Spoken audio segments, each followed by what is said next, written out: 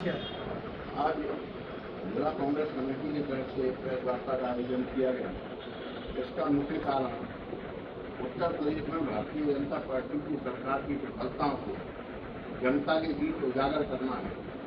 पिछले 8 सालों में भारतीय जनता पार्टी की सरकार के रहते हुए जिस तरह से अपराधों का ग्राफ बढ़ा है और इस बढ़ते ग्राफ के कारण न तो महिलाएं सुरक्षित हैं, न किसान सुरक्षित है, ना व्यापारी सुरक्षित है, ना कोई व्यक्ति इस माहौल में खुली सांस लेके जी पा रहा है। ऐसी सरकार को तत्काल त्यागपत्र दे देना चाहिए। योगी आदित्यनाथ को अपना मुख्यमंत्री पद छोड़ के मठ में चले जाना चाहिए। उसके कई कारण हैं। यहाँ अपराधों की स्थिति ये है कि अगर आप गत 2 महीनों के अपराधों की बात करें तो लगभग 2 दर्जन बच्चियों से रेप, छेड़छाड़ और दुराचार के मामले दर्ज हुए हैं। और ये मैं नहीं कह रहा हूँ, ये इनके एनसीआरबी के आंकड़े बताते हैं, जिले में दर्ज मुकदमे बताते हैं। मेरे पास लगभग आइडेंटिफाई 28 मुकदमों की मैंने इसमें डिटेल प्रेस वार्ता में दी है, जिसमें से 21 जो मुकदमे हैं वो नाबालिगों के साथ दुष्कर्म के मुकदमे हैं, कईयों में सामूहिक बलात्कार है।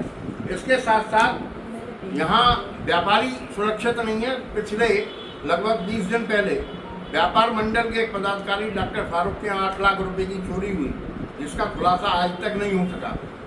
आम चोरियाँ होना तो बड़ी आम बात हो गई है। हर दूसरे तीसरे दिन कहीं ना कहीं चोरी की घटना हो जाती है। इसके साथ साथ ही कई क्षेत्रों में, जैसे ढोलना क्षेत्र है, यहाँ लकड़ी का कटान, बालू का खनन, मिट्टी का खनन, ये सब जो चल रहे हैं वो सरकार के और इन सब के संरक्षण से जो फल फूल रहा है ये व्यापार, ये बंद होना चाहिए और हम इसका विरोध करेंगे पूरी तरह। आज हम जनता को ये बताने जा रहे हैं कि भाजपा सरकार की उपलब्धियां क्या हैं। सरकार के द्वारा लगातार ऑर्डर की बात की जा रही है कि ऑर्डर कायम है।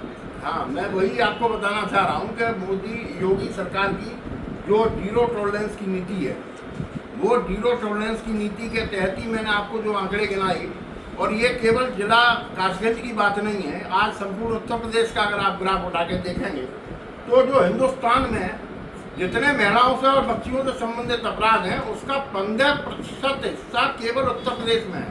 15% अपराध अगर उत्तर प्रदेश में महिलाओं बच्चियों के साथ हो रहे हैं तो लॉ एंड ऑर्डर की स्थिति क्या है, आप लोग खुद आकलन करिए। आगे रणनीति क्या रहेगी? अभी तो इस चीज से हम जनता को अवगत करा रहे हैं। आगे अगर ये चीजें नहीं रुकी तो इनके लिए फिर कांग्रेसी सड़क पर उतरकर आंदोलन करेंगे और प्रशासन इसके लिए पूरी तरह तैयार हो जाए। 2027 के चुनाव को लेकर भी आपकी पार्टी लगातार काम कर रही है। क्या ये जो प्रेस वार्ता हो रही है कि उसी का एक कारण है क्या? नहीं, चुनाव तो लगातार आने हैं। चुनाव तो पंचायत के चुनाव आने, जिला पंचायत के चुनाव, प्रधानी के चुनाव, उसके बाद विधानसभा के चुनाव, उसके बाद लोकसभा के चुनाव।